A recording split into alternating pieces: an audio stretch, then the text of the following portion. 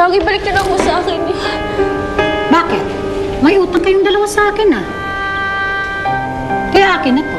Sandra naman, huwag na yung kwintas. Nakikiusap naman ako sa'yo.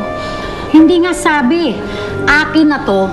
Nang sa ganun, makabawas man lang kayo kahit konti sa malaking pagkakautang yung dalawa sa akin. Sandra, parang awa niyo na ibalik niyo na ako sa akin yung kwintas. Mahalaga po yan sa akin. Yan na lang po ang natitirang alaala ko sa pamilya ko. Bakit?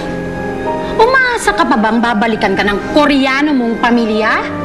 Hoy, Jenna, kung may interes sila sa'yo, sana noon pa. Heto nga at nagdalaga ka na lahat dito sa pamamahay kung andito ka pa rin. Isang patay gutom na ambisyosa. Kaya tigilan mo na yung ambisyon mo, ha, na babalikan ka ng pamilya mo. Dahil hindi na mangyayari yon. Ako na magsasabi sa'yo, hinding-hindi na. Kaya itong kwintas na to, akin na. Ang leche kayo. Akin na ho yan! Ay, kailangan ko yung kwintas.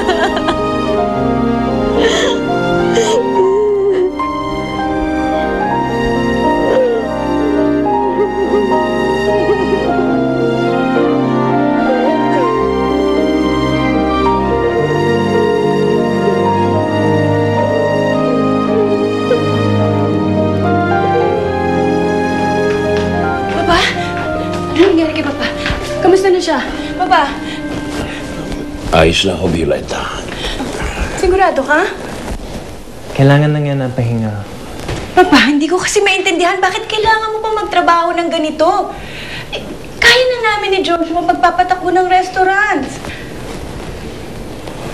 Anong gusto mong gawin ko? Manatili sa bahay.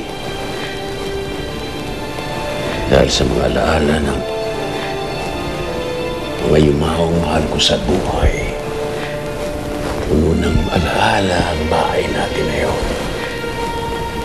Lalo na nga po ko si Jenny.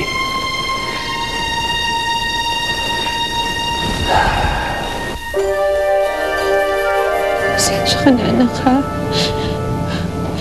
Pati yung nag-iisang alaala ng iyong nakaraan, nawala pa sa'yo nang dahil sa akin.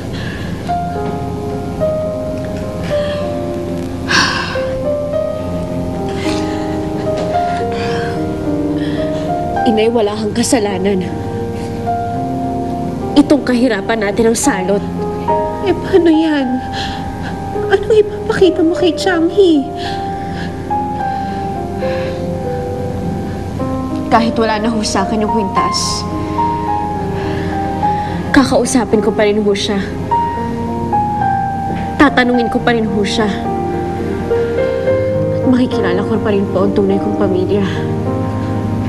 Alam kong matutulungan ako ni Sir Changhi.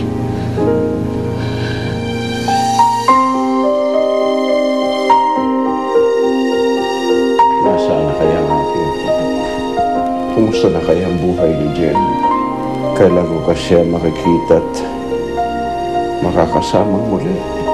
Papa, kaya kayo nagkakaganyan eh. Sa kakaisip nyo ng mga bagay na matagal nang wala. Papa, bakit hindi niyo ba matanggap na wala ng apo ninyo? Wala na siya. Hindi, Violeta. Buhay si Jenny. At hahanapin ko siya kahit ikamatay ko pa ito. Tama na, Harabuchi. Masama para sa inyo yan. Harabuchi, I promise you, I will help you find your granddaughter. Salamat, Joshua.